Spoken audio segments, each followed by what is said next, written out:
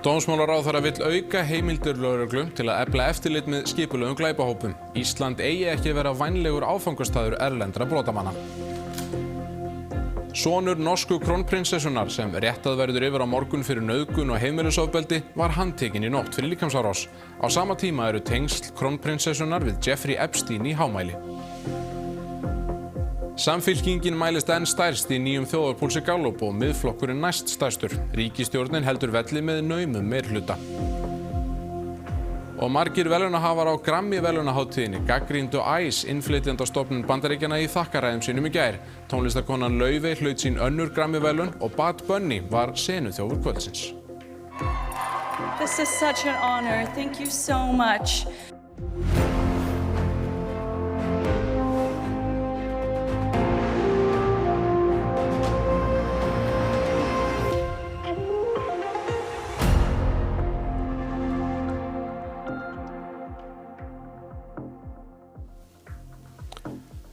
Gott kvöld. Dómsmálaráðherra boðar öruggara Ísland í fyrstu stefnu landsins aðgerðir gegn skipulagðri brotastarfsemi, efla á landamæragæslu og senda skýr skilaboð að Ísland sé ekki vænlegur áfangastaður fyrir glæpahópa. Öruggara Ísland heitir stefnu og aðgerðaáætlun dómsmálaráðherra sem kynnt á fundi í morgun þar sem flestir lögreglustjórar landsins voru meðal gesta.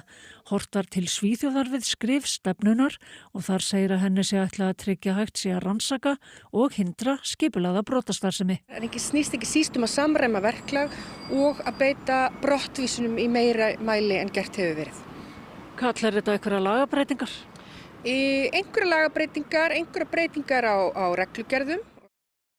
Tillögum dómsmálaráðherra má skipta í þrennt. Í fyrsta lagi árangur og skilvirkni. Það lagt til að endurskoða hámarkslengd gæsluvarðhalds og ráðherra vill geta samkeyrt gagnagrunna lögreglu og annarra yfirvalda. Í öðru lagi það alþjóðlegt samstarf. Þar leggur ráðherra til að Ísland tæki meiri þátt í alþjóðasamstarfi lögreglu og að landamærasamstarf verði eflt. Í þriðja lagi má nefna fyrirbyggjandi aðgerðir. Ráðherra leggur til að lögregla fái heimild til að vakta samfélagsmiðla fólks og þá lagt til að auka eftirlit með höfnum og flugvöllum og breyta útlendingalögum þannig að hægt sé að vísa félögum í glæpahópum úr landi umsvifalaust þegar lögregla hefur afskipti af þeim og koma í veg fyrir að þeir snúi hingað aftur. Endurkomubanni verður beitt meira en verið hefur og það hefur verið misjafnt eftir því hver brotin eru en við erum alltaf að beita því meira en verið hefur.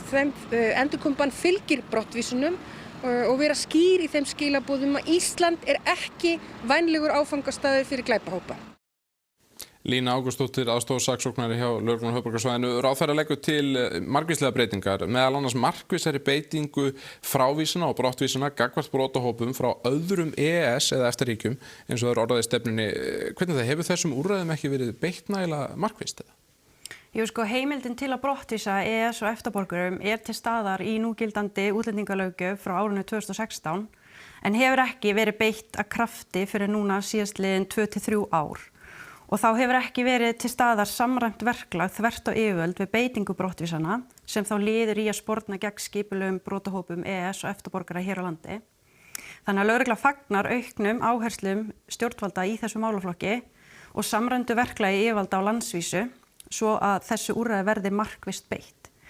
Og markmið eru þetta eins og ráðherra kom inn á að senda skýr skilaboð það að það er ekki liðið að þú komir hingað til lands til að brjóta af þér, heldur hefur það þær afleiðingar að þú ert ekki frjálsferða þinna og þér verður brottvísað með endurkomubanni og eftir atvikum þá hlýtur þú sekt eða refsidóm fyrir refsiverða háttsemi sem þú hefur framið hér og þetta mun svo síðan geta verið grundvöllur þá fyrir frávísun á landamærum innan innri landamæra Schengen-samstarfsins. En hvernig við sjáum oft fyrir þegar fólk sem á að vísa af landi brott og það finnist hreinlega ekki. Kemur þetta einhvern veginn veg fyrir það? Já, við bindum mikla vonir við það samræmt verklag beitingu brottvísana frá landinu og frelsissvipting tengd framkvæmd ákvörðunar brottvísun hafi í för með sér að það heyri sögunni til að við séum að týna aðilum hérna sem á eftir að brottvísa og áður en að brottvísun er framkvæmd. Lína Ágústsdóttir, þakka þér kærlega fyrir þetta. Við ætlum að fara í annað. Því ríkisstjórnin heldur velli með naumum meirihluta samkvæmt þjóðarpúlsi Gallup. Litlar breytingar og fylgi flokka með við síðustu könnun. Samfylkingin stærst og Miðflokkurinn næst stærstur. Samfylkingin mælist með 31,2% stuðning og eru litlar breytingar á fylgi milli mánaða, Miðflokkurinn mælist með 20,8% fylgi og minnkar það tæpt prósentustig frá fyrri könnun. Fylgi annara flokka breytist lítið, Sjálfstæðisflokkurinn mælist með 17,1%, Viðreisn 11,3%, Framsókn 5,4% og Flokkur fólksins 5,3%. Aðrir flokkar mælast með minna fylgi, Píratar mælast með 3,4% og Vinstri græn 3,1%. Samfylkingin fengi samkvæmt þessu 22 þingmenn og bætti við sig 7, Miðflokkurinn fengi 15 þingmenn en fekk 8 í síðustu kosningum. Sjálfstæðisflokkurinn fær 12, Viðreisn 8, Framsókn 3 og Flokkur fólksins 3. Aðrir ná ekki manni. Ríkisstjórnarflokkarnir eru samtals með 33 þingmenn og nauman meirihluta, 55% segjast styðja ríkisstjórnina sem svipað hlutfall og í síðustu könnun. Nánar má lesa þetta á ruv.is. Þá út í heim, Peter Mandelson, lávarður í efri deild breska þingsins og fyrrum ráðherra hefur sagt skilið við verkamannaflokkin. Þetta segist hann gera til að kasta ekki frekari rýrð á flokkin, en tengsl hans við dæmda barnaníðinginn Jeffrey Epstein urðu enn ljósari þegar þriðji skammtur Epstein-skjalana var birtur á dögunum. Stjórnarandstöðuþingmenn vilja að Mandelson verði rannsakaður vegna grunns að hafa þegið fé frá Epstein sem ráðherra í tíð Tonys Blair og Gordons Brown. Skjölin varpa sömuleiðis enn frekara ljósi á tengsl Andrew Mountbatten Windsor, áður Andris Prins, við Epstein. Keir Starmer forsætisráðherra vill að hann beri vitni fyrir nefnd breska þingsins, en lögfræðingur segir að það geti reynst erfitt. I think it's going to be really difficult to get Andrew Mountbatten Windsor, formerly Prince Andrew, to testify before the House Oversight Committee. I think one of the challenges is it's very difficult to compel him to go there. There's no mechanism for that. It's about public shaming, and as we have seen, public shaming seems to have limited impact on Andrew Mountbatten Windsor. Í Noregi hefur þessi nýjasta birting Epstein-skjalana fengið mikla athygli enda eiga Norðmenn þar áberandi fulltrúa. Torbjörn Jagland, fyrrverandi forsætisráðherra, átti í vafasömum samskiptum við Epstein og virtist vera að skipuleggja fjölskyldufrí á eyju hans í Karibahafinu árið 2014, en því neitar hann staðfastlega. Svo það Børge Brende, fyrrverandi utanríkisráðherra og þungavigta maður í norskum stjórnmálum. Hann snæddi kvöldverð með Epstein að heimili hans árið 2018. En samskipti Mette-Marit krónprinsessu hafa þó farið hæst. Hún gisti í húsi Epsteins í Flórida og spjallaði oft við hann í gegnum tölvupóst yfir margra ára tímabil og stundum á eilítið daðurslegum nótum. Þegar Epstein var í makaleit í París sagði hún að París sé tilvalin til framhjáhalds og að skandinaviskar konur séu besti kosturinn. Hér svo annar póstur þar sem Mette-Marit minnist á son sinn úr fyrra hjónabandi, Marius Haupi, og hún spyr Epstein hvort það sé óviðeigandi að móðir leggi til að veggfóðra herbergi 15 ára sona síns með myndum af nöktum konum. En það sem kannski verst fyrir Mette-Marit í þessu öllu saman að hún hefur áður sagt að hún hefði aldrei átt í samskipti við Epstein ef hún hefði vitað hvaða mann hann hefði að geyma. En í þessum pósti frá 2011, 3 árum eftir að Epstein játaði kynferðisbrot gegn ólögráða stúlku, segir krónprinsessan: "Ég googlaði þig eftir síðastu tölvupóst. Lítur ekki vel út, broskall." Viðbrögðin í Noregi hafa verið hörð. Fréttastjóri Aftenposten spyr í ritstjórnarpistli hvort Mette-Marit getur nokkuð tíman orðið drottning eftir þetta. Og forsætisráðherra Noregs segir krónprinsessuna hafa sýnt af sér dómgreindar brest. Hvilket eksempler finnes på at en statsminister har kritisert et medlem av kongefamilien på den måten som du nå har kritisert kronprinsessen? Det har ikke jeg gått i historiebøkene og sett, men jeg mener det er riktig å egentlig bruke hennes egne ord. Hun sier at hun har vist dårlig dømmekraft, og det er jeg enig i. En það fleira sem norska konungsfjölskyldan þarf að hugsa þessa dagana en samskiptin við Epstein. Í fyrramálið hefjast réttarhöld yfir Mariusi Borg Haupi, syni Mette-Marit og stjúpsyni Hákonar krónprins. Hann var handtekinn í gær grunaður líkamsárásir og brot á nálgunabanni. Þær ásakanir ríma við langan lista af ákæruliðum sem Haupi þarf að svara fyrir á morgun. Ákærunir í 38 liðum, þar á meðal fyrir nauðganir, líkamsárásir og hótanir. Brotaþolar eru á bilinu 15 til 20 talsins.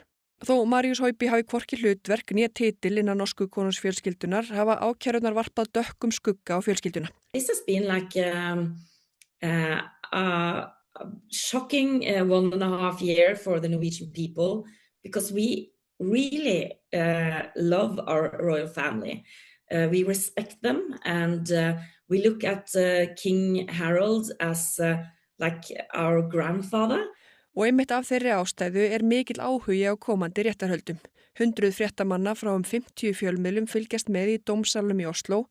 Þeim sama og notaður var í réttarhöldunum yfir Anders Behring Breivik. Min jobb å legge fram bevisene sånn at retten får anledning til å treffe riktig avgjørelse. Og jeg bekymret for at bevisene ikke vil kunne komme fram godt nok hvis presset fra media blir for stort. Þá hingað heim. Listería greindist við reglubundna sýnatöku í framleiðslu eldhúsinu á Vitatorgi í Reykjavík. Alls 900 máltíðir framleiddar í eldhúsinu á hverjum degi. Máltíðirnar fara ýmist í heimsendingu eða eru bornar fram í félagsmiðstöðum og þjónustuíbúðum velferðarsviðs borgarinnar. Listería getur valdið matarsýkingum hjá viðkvæmum einstaklingum. Þau sem fengu heimsendan mat frá eldhúsinu í dag eru beðin að farga honum. Ekki vitað til þess að fólk hafi veikst, en einkenni geta komið fram alltaf 3 vikum eftir neyslu. Og í annað, sérfræðingar á markaði telja nær engar líkur á að stýrivextir verði lækkaðir á miðvikudaginn, þegar peningastefnunefnd Seðlabankans kemur saman. Þeir spá ýmist óbreyttum stýrivöxtum eða 0,25% hækkun. Magnús Geir Eyjólfsson, þetta var í aðalhlutverki á Alþingi í dag, þessi efnahagsmál. Já, Daði Már Kristófersson, fjármála- og efnahagsráðherra, var til svara í óundirbúnum fyrirspurnatíma í dag og rétt eins og á fimmtudaginn var hann krafinn aðgerðir í baráttunni gegn verðbólgunni. Formaður Miðflokksins sakaði ráðherrann að gaslýsa almenning og hafa í hótunum við fyrirtæki. Þingflokksformaður Framsóknarflokksins benti á öllu sértækari aðgerðir til að bregðast við verðbólgu, svo sem að hækka barna- og vaxtabætur, hærri fæðingarorlofsgreiðslur og að afnema eða lækka virðisaukaskatt á matvæli. Fjármálaráðherra síður en svo hrifinn af slíkum hugmyndum. Við erum í febrúar 2006 og við búum við hækkandi verðbólgu og fráleitt vaxtastig. Það væri ágætt að fá upplýsingar hér frá hæstvirtum fjármálaráðherra hvað ríkisstjórnin ætlar að gera til að mæta stöðu fjölskyldna í landinu núna á næstu vikum og mánuðum. Ég ekki að segja að slíkar aðgerðir séu algjörlega útilokaðar. En það auðvitað ákveðið áhyggjuefni þegar að lausnirnar sem að bentir á eru fremur fallnar til þess að gera vandann verri en betri. Þingfundur stendur enn yfir Magnús Geir og verður væntanlega eitthvað fram á kvöld eða hvað? Já, hér stóðu atkvæðagreiðslur fram eftir degi. Fyrst voru greidd atkvæði framkvæmda áætlun í kynjajafnréttismálum til næstu 3 ára. Sú atkvæðagreiðsla hófst klukkan 4 og tók óvænta stefnu þegar þingmenn Miðflokksins fóru fram á að greiddir atkvæði alla liði áætlunarinnar sem eru 40 talsins. Þingmenn flokksins og fleiri raunar gerðu grein fyrir hverjum og einum lið áætlunarinnar og þannig að á endanum stóð þessi atkvæðagreiðsla yfir í nærri 2 klukkustundir og þessi umræðurnar fóru víðan völl. Hvað snýst þessi kynjafræði? Það mætti nú halda langar tölur það. Hún snýst ekkert alltaf bara jafnrétti, að mörguleyti snýst þetta að steypa öllum í sama mót. Meðal annars brjóta niður karlana, eins og hefur nú tekist á ýmsum sviðum eins og sést. Kenna þeim að skamma sín fyrir karlmennsku, karlana eitraða og annað eins. Svo transhugmyndafræðin auðvitað inn í þessu, að kynin séu 70 en ekki 2 og að menn geti bara ákveðið af hvoru kynni þeir eru, þannig að það fléttast auðvitað líka inn í kynjafræðina. Þannig að gera þetta lagaskyldu all land, það mun ég ekki skrifa upp á. Að hér finnst mér smátt og smátt við þessa atkvæðagreiðslu vera afhjúpast til hvers refirnir eru skornir, til hvers það verið að skipta upp þessari atkvæðagreiðslu. Það til þess að koma hér fram að mínu mati ákveðnum miðaldar hugmyndum þegar kemur að jafnréttisumræðunni. Ég ætla bara að leyfa mér að segja þetta. Það verið að tortryggja það sé verið að tala um jafnrétti í öllum skólastugum. Það verið að tala hér um einhverja transhugmyndafræði og þaðan að verra, brjóta niður kallana og ég veit ekki hvað og hvað. Ég ætla bara að leyfa mér að segja það. Mér finnst þetta lágkúrulegt. Já, þess ber að geta allir liðir tillögunnar voru samþykktir með umtalsverðum meirihluta en klukkan 6 þá var frumvarp dómsmálaráðherra sameiningu sýslumannsembætta samþykkt. Þannig að frá og með áramótum verður allt landið 1 sýslumannsumdæmi og sýslumönnum fækkar úr 9 í 1. Þingmenn Framsóknarflokks og Miðflokks voru á móti þessu frumvarpi og vísuðu þar til byggðasjónarmiða. Þingmenn Sjálfstæðisflokks eru í prinsippinu fylgjandi sameiningunni en gátu ekki fellt sig við einstaka liði frumvarpsins. En hvernig með starfsmenn þessara embætta sem að verið þá að sameina, missi fólk vinnuna eða eitthvað? Nei, það gert ráð fyrir að allir starfsmenn sýslumanns færist yfir til hins nýja embættis. Hvað sem það verður, því það ekki ennþá búið að ákveða hvar nýji sýslumaður verður. En það var gerð svo breyting í meðferð þingsins og samþykkt, þannig að hjá hinu nýja embætti þá verða 65% starfsmanna að vera staðsettir út á landi og það gert til að koma til móts við þær áhyggjur að öll störfin flytjist suður eins og það kallað. Nei, það Magnús Geir, takk fyrir þetta neðan af Alþingi. En stjórnmálin þau verða áfram til umræðu í Silfrinu, ekki satt, Sigríður Hagalín? Jú, Oddur, hvort þau verða. Kristrún Frostadóttir verður gestur í fyrrihluta þáttarins. Við ætlum að ræða efnahagsmálin en verðbólguskotið í síðustu viku hefur skotið mörgum skelk í bringu. Ríkisstjórnin hefur boðað skref til að afnema verðtrygginguna, við ætlum að fara yfir þau. Og svo koma lögfræðingarnir Ragnhildur Helgadóttir og Sigurður Kári Kristjánsson. Við ætlum að rifja upp aðildarviðræður Íslands við Evrópusambandið og velta vöngum yfir því hvort þær verði teknar upp á ný. Ekki missa af Silfrinu klukkan korter yfir 8. Nei, það ætlum við ekki að gera, Sigríður Hagalín. Takk fyrir þetta. Skulum færa okkur í annað. Tónlistarkonan Laufey hlaut í gær sín önnur Grammy-verðlaun á ferlinum fyrir bestu hefðbundnu popplötuna fyrir plötuna sína A Matter of Time. Það voru ekki minni listamenn Elton John og Lady Gaga sem lutu í lægra haldi fyrir Laufeyju. Söngverinn og rapparinn Bad Bunny braut blað í sögu verðlaunaháttíðarinnar þegar hann varð fyrsti tónlistarmaðurinn frá Rómönsku Ameríku til að hljóta verðlaun fyrir plötu ársins fyrir plötuna Debbie Tirar Más Fotos. Þetta var einnig í fyrsta skipti sem plata sungin á spænsku vinnur verðlaun í þessum flokki. Ingibjörg Sara, þessi Bad Bunny tónlistarmaður, hver þetta eiginlega? Já, þetta eiginlega bara stærsti tónlistarmaður í heimi þessa mundir. Hann kemur frá Puerto Rico og heitir Benicio Ocasio, en hann hlaut einnig 2 önnur Grammy-verðlaun í gær. Þessi vika rennur hann sannlega bara seint úr minni því að á næsta sunnudag þá treður hann upp á ofurskálinni þar sem að New England Patriots mæta Seattle Seahawks og þar fetar hann í fótspor rapparans Kendrick Lamar sem var eftirminnilega með hálfleiksýningu á síðasta ári í ofurskálinni. En Lamar hlaut einnig 5 Grammy-verðlaun í gærkvöld og var þá sem sagt sigursælasti rappari í sögu hátíðarinnar, alls með 27 verðlaun. En snúum okkur hans aftur á Laufeyju. Þetta önnur Grammy-verðlaun hennar, Fræðarsól Laufeyjar, hún heldur bara áfram að rísa. Já, þetta bara glæsilegur árangur hjá Laufeyju. Hún hlaut einnig Grammy-verðlaun fyrir 2 árum í sama flokki, þá fyrir plötuna Bewitched. En þessi verðlaun reyndar fyrir aðal sjónvarpsútsendinguna, en hún lét það nú ekki fá sig fá og var snortin þegar hún tók við verðlaunum. Thank you to my mama and my papi, my twin sister Jónia and my team. I want to also say a huge thank you to all the music educators out there, all the arts educators. I owe everything to my music education, to my arts education. We cannot fund arts, we cannot cut arts funding. It's so important. What you all do here is so important. I love you all. Thank you so much.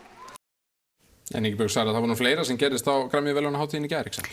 Jú, þegar það svona stór verðlaunahátíð þá ýmislegt sem gerist og fyrir svona áhuga fólk verðlaun í Hollywood þá var það hann Steven Spielberg, leikstjórinn, sem hlaut Grammy-verðlaun fyrir heimildamyndum John Williams, tónskáld, og þar komst hann í mjög fámennan hóp gott verðlaun að hafa. Það þá þeir sem hafa hlotið Emmy, Grammy, Oscars og Tony-verðlaun. Og þá hann í hópi fólks með Audrey Hepburn til dæmis, Elton John og Barbra Streisand. Ekki leiðilegu fjölskap á það. En kynnir hátíðarinnar Trevor Noah, hann olli smá fjaðrafólki á ala hjá Donald Trump, Bandaríkjaforseta. Já, hann sagði hann var kynnir hátíðarinnar í 7. skipti og það síðasta, segir hann.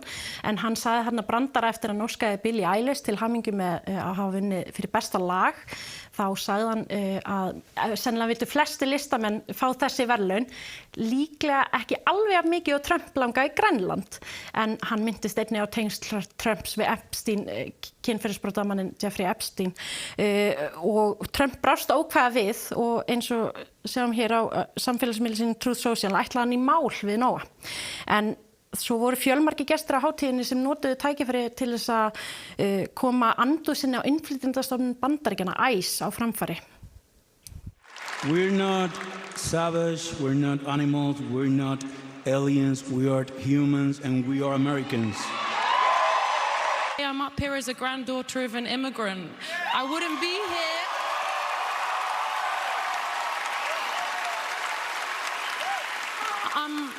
I'm a product of bravery, and I think those people deserve to be celebrated. As grateful as I feel, I honestly don't feel like I need to say anything, but that no one is illegal on stolen land. Yfir í allt annað heilsu- og hvatningarverkefnið Lífslaupið hófst í dag en markmið þess að fá sem flesta til að hreyfa sig sem oftast í daglegu lífi, hvort sem í frítíma, vinnu eða skóla og keppa á milli sín. Fullorðnir þurfa að hreyfa sig í minnst 30 mínútur á dag og börn í minnst klukkustund. Þetta í 19. sinn sem Lífslaupið haldið og í fyrra tóku hátt í 19.000 manns virkan þátt í verkefninu. Lýðheilsa lífstíll og það heldur betur áskoranir í svona okkar vestræna nútíma samfélagi að sko viðhalda hreyfingu og svona þannig lífstíl að við bæði hvílum okkur og borðum hollt og hreyfum okkur. Ert þú búin að setja þér einhver markmið? Ég ætla að taka þátt á fullu. Hvernig? Bara að hreyfa mig og fara í ræktina eins og ég gerir reyndar öllu jafnvel. Út í heim. Veturinn klárast ekki í bráð, heldur varir í 6 vikur til viðbótar. Ef marka má spá múrmeldýrsins Punxsutawney Phil sem leit á skugga sinn í dag á degi múrmeldýrsins Groundhog Day í Bandaríkjunum. Fjölmenni fylgdist með athöfninni sem vekur heimsathygli ár hvert. Hefðin á rætur sínar að rekja til ársins 1887 og kemur úr hjátrú hollensk ættaðra íbúa í Pennsylvaníu. Í dag einnig kyndilmessa sem kristinn helgidagur. Hann lagðist þó af hér á landi eftir síðaskipti en samkvæmt þjóðtrú á að horfa til sólar í dag og ef hún sést greinilega eru það merki áframhaldandi vetur. Sé skýjað og þungbúið eru það merki að gott veður sé framundan. It is my job this February 2 to look to the skies and report back to you that there is a shadow here on my ground. 6 more weeks of winter abound. Bergsteinn Sigurðsson, Kastljósið í kvöld, hvað á dagskrá? Við ætlum að tala lagareldi. Hanna Katrín atvinnuvegaráðherra var hjá okkur í síðustu viku að ræða frumvarpsdrög sín lagareldi og það óhætt að segja að það lítil sátt málið. Að minnsta kosti opnar sjókvíar og við ætlum að ræða þau mál við Jón Helga Björnsson hjá Landssambandi veiðifélaga og Heiðrúnu Lind Martinsdóttir, framkvæmdastjóra SFS. En í seinni hluta þáttar þá ætlum við að ræða við konu sem hefur stofnað samtök fyrir fólk sem rangfeðrað en hún þurfti sjálf að leita að blóðföður sínum í 20 ár. Bergsteinn Sigurðsson, við sem ekki að Kastljósi. Takk fyrir þetta. Þá ætlum við að kíkja á veður. Ekkert lát ætlar að vera á þeim austlægu áttum sem einkennt hafa verið að undanförnu og verða næstu dagar tiltölulega þurrir mest allt land, nema á austur- og suðausturlandi, þar sem reikna má með lítilsháttar úrkomu á köflum. Heldur kólnandi veður á morgun, en nánar það eftir íþróttafréttir. Íslenska karlalandsliðið endaði í 4. sæti á Evrópumótinu í handbolta sem að lauk í gær. Alfreð Gíslason, þjálfari silfurliðs Þjóðverja, segir íslenska liðið hafa á löngum köflum verið algjörlega frábært á mótinu. 8. úrslit bikarkeppni kvenna í handbolta hefjast í kvöld. Úrvalsdeildarliðin Fram og ÍR berjast um sæti í undanúrslitum. Og Andrea Jakobsen, landsliðskona í handbolta, mun ganga til liðs við IBVF að yfirstandandi tímabili loknu. Andrea hefur spilað í atvinnumennsku síðan 2018, nú síðast í þýsku úrvalsdeildinni. Ekki missa af íþróttum hér eftir fréttir. Rauðum þá upp helstu atriði þessa fréttatíma. Dómsmálaráðherra vill auka heimildir lögreglu til að efla eftirlit með skipulögðum glæpahópum. Ísland eigi ekki að vera vænlegur áfangastaður erlendra brotamanna. Sonur norsku krónprinsessunnar sem réttað verður yfir á morgun fyrir nauðgun og heimilisofbeldi var handtekinn í nótt fyrir líkamsárás. Á sama tíma eru tengsl krónprinsessunnar við Jeffrey Epstein í hámæli. Samfylkingin mælist enn stærst í nýjum þjóðarpúlsi Gallup og Miðflokkurinn næst stærstur. Ríkisstjórnin heldur velli með naumum meirihluta. Og margir verðlaunahafar á Grammy verðlaunahátíðinni gagnrýndu ICE, innflytjendastofnun Bandaríkjanna, í þakkaræðum sínum í gær. Tónlistakonan Laufey hlaut sín önnur Grammy verðlaun og Bad Bunny var senuþjófur kvöldsins. This is such an honor. Thank you so much. Þá kom að lokum í okkur í bili. Fréttatengd dagskrá heldur áfram í Kastljósi og Silfrinu hér á eftir og lesa má fréttir allan sólarhringinn á ruv.is. Endilega fylgið okkur líka á samfélagsmiðlum eins og Instagram og TikTok undir notendanafninu RÚV fréttir. Við þökkum fyrir samfylgdina það sem af er degi. Verið sæl.